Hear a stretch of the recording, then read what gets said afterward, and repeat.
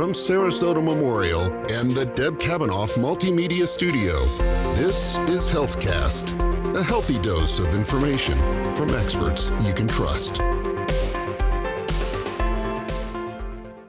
Hi, everybody. Welcome to HealthCast. I'm Allison Gottermeyer. Thank you so much for joining us today for the final episode of our Maternity mini-series. In this episode, we're discussing the ways you can prepare for a successful breastfeeding journey even before your baby is born. Our guest today is Leah Brown, a nurse and lactation consultant with Sarasota Memorial. Leah, thank you so much for being with us. My pleasure. I'm personally going to be taking notes here because for those not watching and just listening, I am weeks away here. So this is an important topic to me. Breastfeeding obviously starts when your baby is born. What can be done to help ensure a successful breastfeeding journey before that happens? Yeah, so I was saying just recently to a mom, actually today, that lactation actually will begin in your second trimester. So it's completely normal for our moms to experience leaking from the breast through the end of their pregnancy. So a few things that are really important to prepare a mom and get ready for lactation is to educate herself, right? And know as much as she can about lactation and lactation resources in her area. So I like hands-on practice and learning. Our hospital does do in-person classes for breastfeeding basics, but in your area, there's probably someone who does offer breastfeeding classes as well. Many people prefer to read, so there's often a lot of good literature out. So if you reach out to your lactation support or community in your area, you can find a lactation expert or a counselor who would be able to recommend some books that they like and that they read frequently, or suggest for their patients to use. And then you want to really investigate what those support areas are in your community. So what do I have in my community? Other than the hospital, sometimes we have organizations like Women's and Children's or WIC. We have Healthy Start, First 1,000 Days. We have a lot of community resources right here in Sarasota County, but those are also national. So we should be able to find a lactation resource that is close to the patients and usually can find through their OBGYN or their hospital of choice for delivery. What tools should be readily available at home for women to immediately begin breastfeeding successfully? So that's again where I like moms to talk to a credentialed lactation counselor because they can help them get prepared what they need at home as well as what to expect in those first few days. So the more you know, the more prepared you feel. So it's not always just the material things, but it's also having that feeling of preparation, knowing what to expect in the first few days home. Find out who your pediatrician's going to be. A lot of moms will come into the hospital and they haven't even chosen a pediatrician. But guess what? They're also a resource. Lots of pediatricians have lactation nurses or resources in the office. So picking a pediatrician beforehand really will help them get prepared. I also like you guys to know that since the Affordable Care Act passed, all insurances will offer a new mom a pump for breastfeeding, right? So if you're already investigating who your insurance provider is and what they are requiring in order for you to get a pump for home use, then you can start that process in your pregnancy and you'll have it there even before baby is born. They may not be covered completely, but it's oftentimes a really good discount on like a co-payment on a breast pump. And then open it and look at it. Have a lactation expert go over it with you and fit it so that the size fits you correctly, because that will make all the difference is having a pump that fits. So Sarasota Memorial's Sarasota campus is baby-friendly designated. Mm-hmm. And I know the new Venice campus is also already working towards the same designation. What is baby-friendly and how does it help moms with breastfeeding? Yeah, so baby-friendly, it's kind of a funny term because oftentimes we're like, well, we are mommy friendly, obviously, as well. Baby friendly essentially means excellence in maternity care. So in order to have that designation, you have to meet a lot of really important markers. And some of those are excellence in education. So the hospital, if you have a baby-friendly hospital in your area, you know that that hospital, the education they offer is going to be excellent. They're going to have science-based, evidence-based research in their recommendations that are best for your baby and moms as well. So that's kind of the most important thing, is people know that it doesn't mean that we're not going to be paying attention to mom, because of a lot of the things that we do is mom focused. But it's in order to have an infant or that new baby or the dyad or a couplet, as we call them, really succeed and have their best experience at the hospital.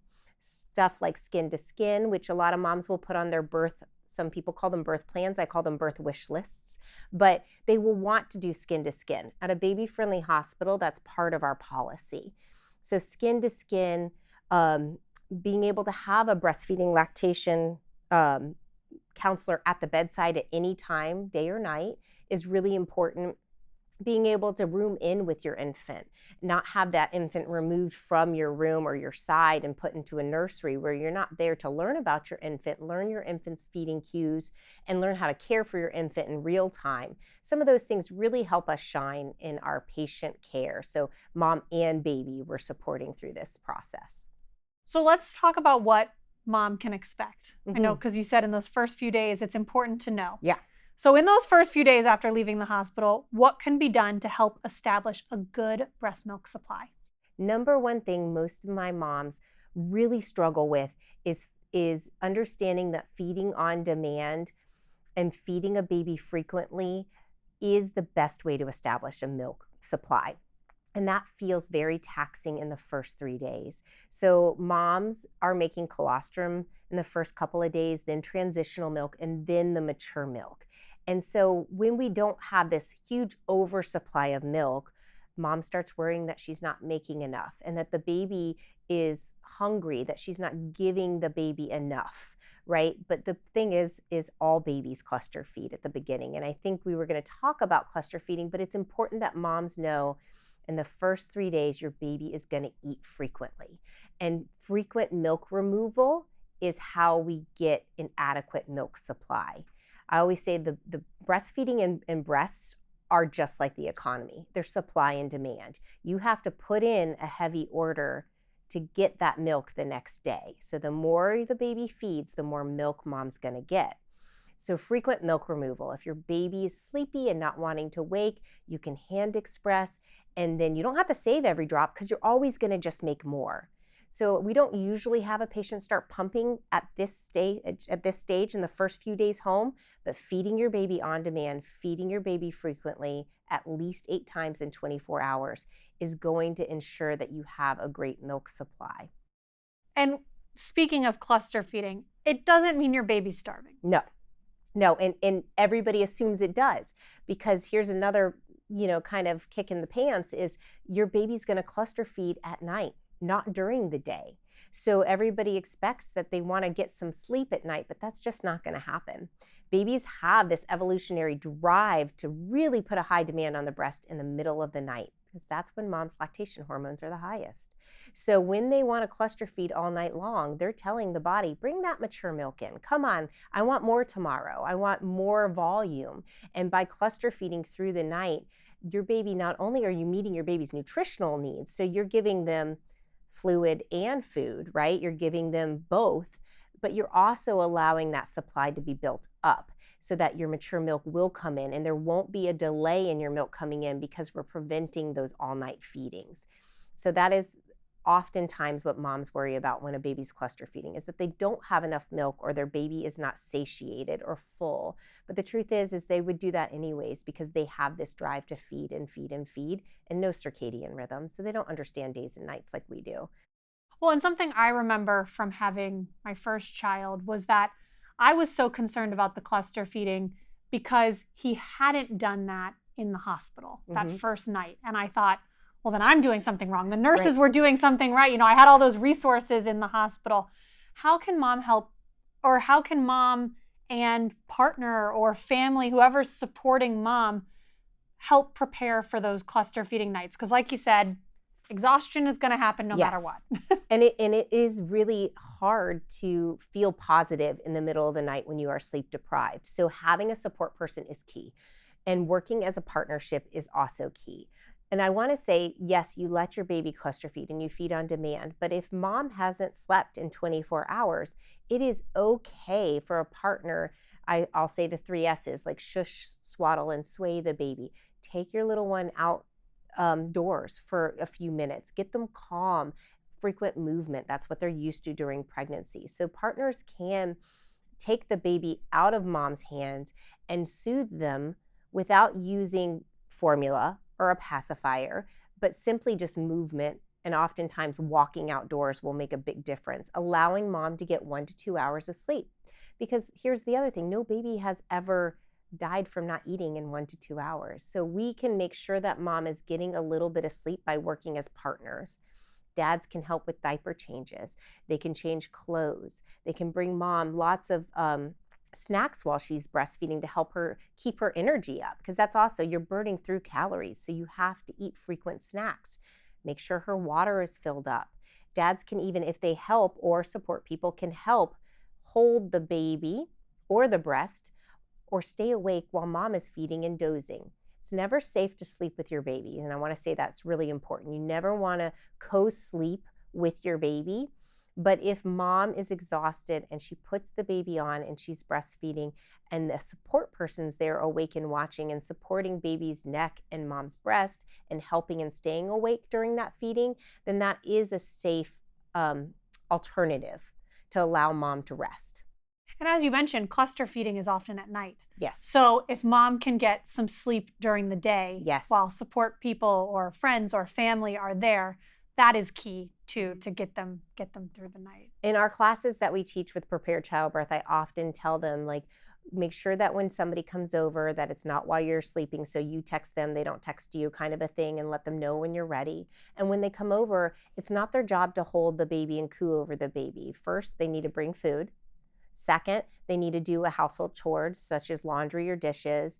And third, once mom's done with the feeding, then they can hold the baby, allowing mom to go and get a nap in at that point, because napping during the day will get you through those long nights. I can't wait to share this advice with all of my family and friends. Yes, they must bring food and they must do a chore. Those are the rules. If there are any concerns or struggles with breastfeeding initially, what do you recommend a patient does? Who should they turn to? Maybe milk hasn't come in, or there is some concern baby's lost too much weight. Who do they turn to? Yeah, so there's oftentimes the hospital in which you deliver or the birthing center in which you deliver will give you a feeding log. There's also some really good resources online for that. And the feeding log in the first 5 days is going to give you expected output, right? So just like you and I, the more we eat, the more we drink, the more we use the restroom.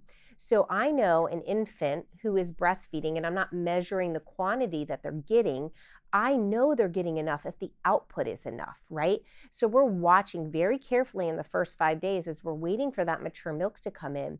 What is their output? So a log should have that. On day 1, I want 1 wet and 1 poop as a minimum. But also there's a color to the poop. And this is where, nurses get weird. We love, poop charts and things like that. But you know that if your baby's poop is changing color and meeting the goals, that you're giving your baby enough nutrition. But they can reach out. I always say, first, let's use your pediatrician. You chose them. They're the physician of your choice. So you should have a very trusting relationship with them. Interview your pediatrician. Find one that meets your same goals or standards for care for your newborn or your family. And then find out if they do have some type of lactation support in the office. Because if you're really concerned, your pediatrician needs to know. And then they can also recommend additional lactation experts in the area. You can look at dona.org, which is doulas. They have postpartum doulas who often are very well educated on breastfeeding. Then we also have, like I said, Healthy Start nationwide, who have breastfeeding counselors who will come to the house for free, and that is not an income-based resource. So anybody can be a part of Healthy Start. And then WIC, which is our Women's and Children, which is also national, they also have breastfeeding counselors, and your hospital may as well. So before discharge, those are those questions you're going to ask your bedside nurse to say, when this or that happens, do you have resources for me so that when I leave, I have that list or numbers? At our hospital, we use an app called Yomingo, which has everything uploaded for our hospital system. And so your hospital of delivery may also offer a similar application or website that's going to have all of that information compiled in one place for you. I know Sarasota Memorial also has a few specific resources that are really popular, including Latch Clinic. Can you talk about Latch Clinic? Absolutely. Latch Clinic is my favorite day of the week. So we have several Latch Clinics through our Sarasota Memorial Healthcare system. The first one I'll talk about is mine because obviously that's my favorite day of the week, Monday. Monday from 2 to 3:30 at our Venice campus, we have Latch Clinic. It's free. You don't need an appointment. You just show up. And that's at our Venice campus. And it's one of the opportunities where I can follow my patients after discharge, see how the baby's feeding. We do weighted feeds, so we're able to see how much your baby's transferring. We can address things like engorgement, which happens when your mature milk comes in. We can address pumping and following up with going back to work, and even weaning. If a mom is going back to work and wants to wean, how do you do that? So this is one way we can support our community postpartum after they leave us. Sarasota's campus has 2 Latch Clinics a week. So they have one on Tuesday, also from 2 to 3:30, and Thursday, also from 2 to 3:30. Their Latch Clinic is going to be in the Windows Cafe. So Sarasota Memorial main campus is a little harder to navigate. So I always say when you guys come, make sure you ask somebody in a lime green t-shirt how to navigate the hospital. So these are free community resources available to anybody in our community. We go as far, to Port Charlotte, all the way up to Ellington. I've seen even patients coming from Tampa. So there's always somebody out there looking to come and get hands-on help. And this is that opportunity where you don't just talk on the phone with somebody, you're getting some hands-on help. And moms have had really great experiences, I know, with Latch Clinic. I personally used it. But can you talk about how that hands-on help, whether they're here in this community and come to Latch Clinic or they find something similar where they are, why that hands-on help is different, as you mentioned? Yeah, there's a lot of things we can answer over the phone. If you're sick and you're not sure what medications you can safely take while breastfeeding, that's something we can discuss over the phone. And like you said, there's lactation loops in other communities. Your pediatrician's a resource for something that's simple. But when we're having a latching issue, or we're concerned about something like a tongue tie causing pain for latch, that really needs to be assessed hands-on. I need to be able to look at the baby, look at mom, and really see what's going on. But it's also a really wonderful way for moms to be around other moms who are going through similar situations.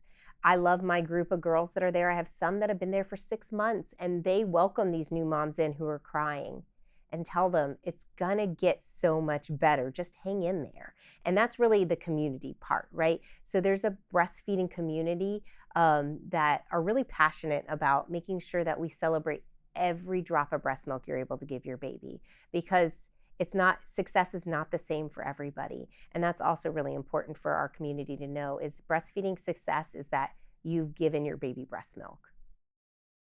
Are there supplements or foods which can help increase milk supply if you notice it drop or you feel you're not creating enough? Right. So that's usually one of the reasons a mom will come to Latch Clinic, when she starts being concerned that she's not having enough. So first, please go to a lactation loop, use a counselor, see a certified IBCLC or lactation counselor to ensure that your baby isn't actually getting enough. That's the first step, because oftentimes moms, especially moms of 3 and 4 children, will say, I never got engorged. My breasts are soft all the time. Baby's not getting enough. And we do a weighted feed, and we find that the baby's actually transferring 3-4 ounces at a time. So that's just a misconception a lot of the times. But then sometimes we do diagnose a low milk supply. And there are recommended supplements that can be given once you've talked to your pediatrician. So anything that a mother eats, drinks, or takes as a medication can potentially get passed through the breast milk. So we want to make sure your baby's doctor's in the loop on that and they know what you're taking. So those supplements that you're talked about are actually called galactagogues. It's a fun Star Trek sounding word, and it is something that is an herbal supplement or a food that has been used usually for generations to increase milk supply in different populations. We'll see like our Eastern European will often do oats and barley, where our Latina population often does malt. So these things have shown to increase milk supply in some moms over the years. Now, it's way more readily accessible today than it used to be. You don't have to eat oatmeal every morning for the rest of your life. There are supplements that you can order online or you can get at your pharmacy that are galactagogues or increase mother's milk. But I do want to warn you that not only is it important to tell your pediatrician, they don't always work. It's not a magic pill, right? It's really important to make sure that supply and demand is being met. So stimulation and hydration are your two biggest keys to increasing milk supply. And then there are some pharmaceuticals that need to be prescribed by a physician, and that would likely come from your OBGYN or your general practitioner if that was something that was deemed necessary for a low milk supply and medically diagnosed low milk supply. As a breastfeeding journey continues, many parents go back to work, as you mentioned before, and need to begin pumping while at work. And that can cause some additional challenges with milk supply and just the challenge of pumping. So can you talk about some of those challenges and how they can be overcome? Yeah, so pumping, not everybody loves their pump, right? And I think we talked about this. So like most people are not in love with this plastic device that suctions onto your breast, but you do love your baby, right? So one of the things I'll tell my patients is that a pump doesn't get out as much milk as the baby does. So first of all, don't panic if you don't see the same amount in the pump as you do when we do a weighted feed at Latch Clinic. Because your body produces a hormone called oxytocin when you are breastfeeding your baby. That's your I love you hormone, but it also ejects the milk from the breast. So oftentimes you won't pump as much as your baby actually gets when baby's at the breast. And it doesn't empty the breast evenly. So pumping is important. We don't want probably more than 4 hours to go by without stimulating the breast while you're separated from your baby. So it's really important to pump, but maybe bring a video of your baby, or if you have a video monitor of your baby, bring that to the pumping room where you're pumping so you can hear your baby, see your baby. That oftentimes will help that production pop up. And then don't stress, because even if we're not seeing a whole lot of output initially, we don't want to stress and cause our cortisol levels, which is our stress hormones, to raise, because that will kill your milk supply. Stay hydrated and pump. It is a Florida law that all employers of our employees that are full-time must provide ample pumping time and a safe, clean place for you to pump as well. So know your rights. That's important. In Florida, we're also allowed to breastfeed wherever we want. So you can even have somebody bring your child to your workplace and allow them to breastfeed at work too, if that's something that works for your family. What are some of the biggest misconceptions that you hear about breastfeeding, or myths which might result in ending a breastfeeding journey early? Yeah. Oftentimes, I often in class, I'll ask my moms, pregnant moms, what's the worst advice you've gotten so far? And they're not really sure sometimes. And I laugh about this. One of my mother's friends had told me to take a Brillo pad and toughen my nipples up before the baby got here. So that is like the absolute worst advice I've ever heard. And it was my own experience, which is you don't need to do anything special to your nipples, right? Our nipples start changing in pregnancy. There's changes that happen to our skin that are important for the baby to find the breast. You'll see them become darker. You'll see milk starting to leak.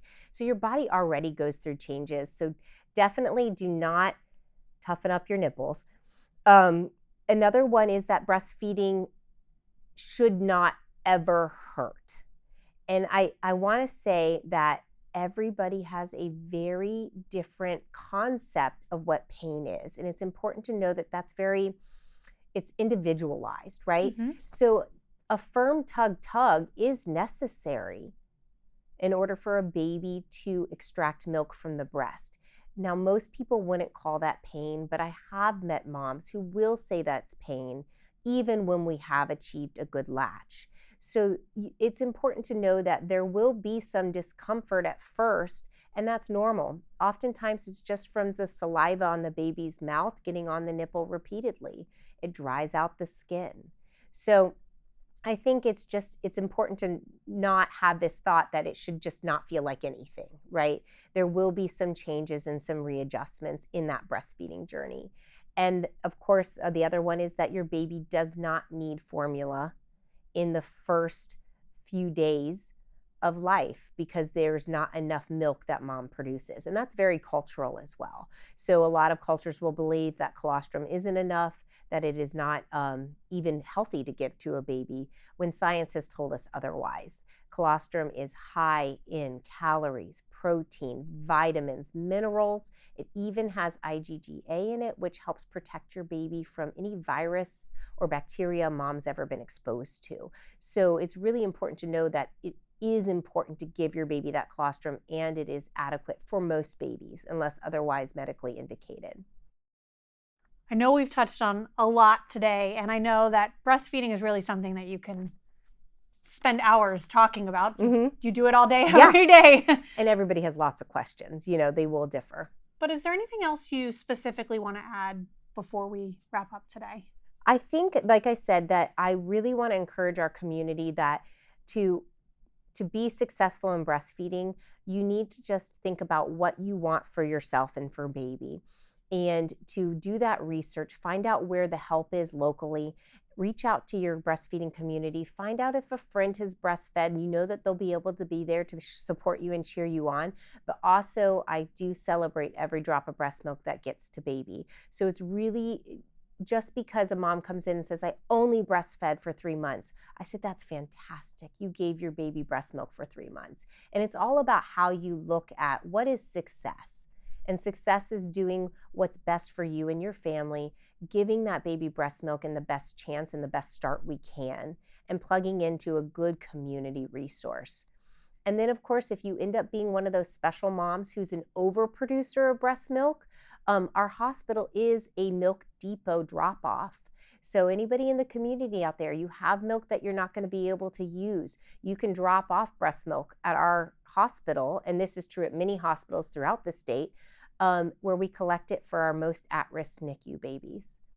And I want to just point out, because I actually donated last time, that's through Mother's Milk Bank of Florida. So yes. Don't just drop off breast milk without going through them. You got to talk to Mother's Milk Bank of Florida first. They'll register you, but it is such a great resource. Yeah. And being that the Sarasota campus has a NICU, we utilize it. We utilize it, yes, we do. And we have drop-offs at Sarasota and at Venice. And somebody, if you call, somebody can help you with giving you that information on how to go forwards with that. Because we do have moms who aren't worried about not having enough. We have moms who end up with too much sometimes too.